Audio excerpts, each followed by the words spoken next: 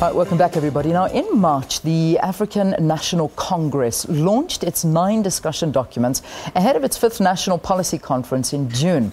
Last night, the subcommittee on Legislature and Governance, or LNG, briefed the media about its recommendations and preparations leading up to June. Obed Bapela is an ANC NEC, or National Executive Council member, and he sits on the LNG subcommittee. So nice to see you. Welcome to Morning Live. Good morning, Leon, and to the Morning Live viewers. Remind us of the place of discussion documents in this particular process.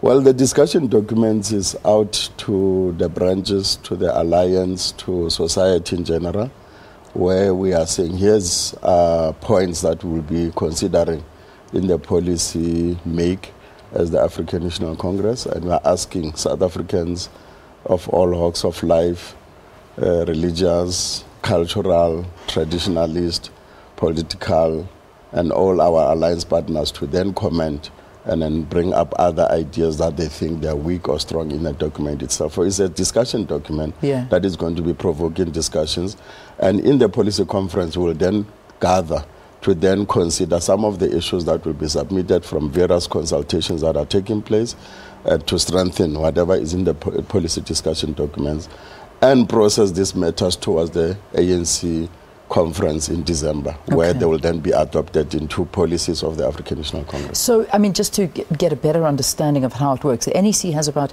17 different subcommittees. Yes. And then, the organization then decides which ones are important and which ones aren't. Is it just that you start seeing a common thread between the different subcommittees as to what they would like to see?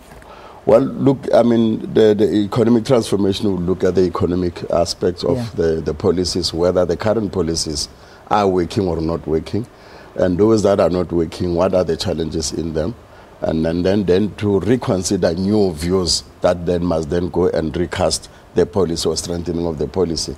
Legislature and governance, obviously, within it, it's quite broad issues.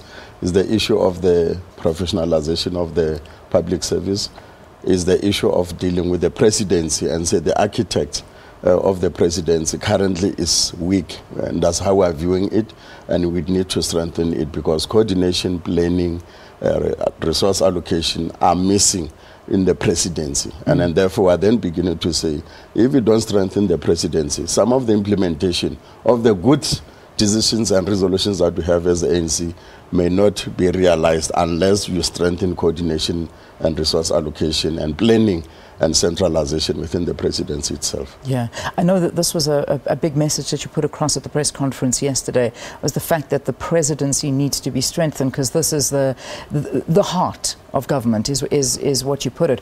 One thing you also said is that the traditional governance system is going to be under review. What do you mean by this? Well, look here, South Africa, as the National Development Plan says, will be urbanized up to 70% by 2050. So, and that tells you, therefore, that South Africa is growing in a particular direction in terms of its societal architect itself. So the traditional system, it's an old feature of governance that used to be in place. Now we are a democratic South Africa, and then we are also a republican system.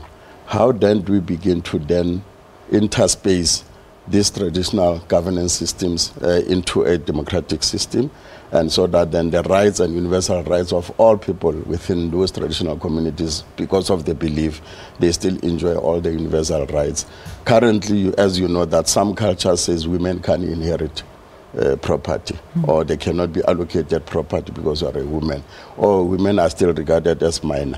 We are then going to be debating and discussing and say these rights are enshrined in the Constitution, the Bill of Rights. So these rights must be universal across all. It means, therefore, that certain cultural beliefs ought to be adapted to the modernity of society, so that every South African can enjoy without compromising their national identity, and then also their group identities as they are, but also ensuring, therefore, that culture, traditions get expressed, but without it compromising the rights of individuals. But the system also ought to be reviewed in terms of whether it should still remain a governance and an authority in the local area, or it could be symbolic heritage, like the way it has settled itself in Europe. We have got the Queen in England, we've got other systems of royalty that exists in Netherlands, in Denmark.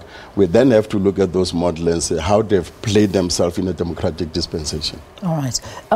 Some of the issues, that's the leadership issue that's under discussion, and one of them, the subcommittee on Legislature and Governance statement says that, you share in the population's impatience to overcome unemployment, to overcome crime, poverty, inequality. These are things that have been around for such a long time. Why is it taking so long to deal with these issues since the dawn of democracy? Well, as you know, that the apartheid had made a great dent on the issues. It was a structural aspects where Africans in majority were excluded from the mainstream of growth. Now, for over 300 years, and then in 23 years, we are still going to be struggling to really dismantle that particular architect of the exclusion of the majority, and then to then begin to move people in a particular direction. Let's take education, for example. Africans were denied education in majority. And for you to really arrive that, it means you must then begin to look at the current generation, make sure that all of them get educated and they become better individuals going into the future. But their parents, obviously, because they were denied education in the past, or their grandchildren, as their grandparents, as is the case, it will take time really to then phase them into an area where they can then be as educated and then to be able to enjoy all the opportunities that are there. That doesn't really...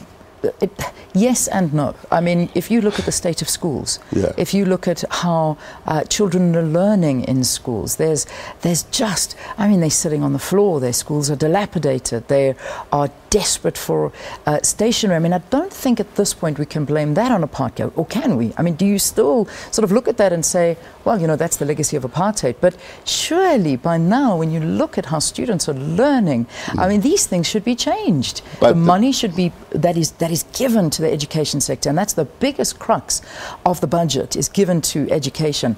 That should be improved by now. But let's also take it that the access to education has improved in South Africa to 99.something%. Something that has been achieved in the shortest possible time.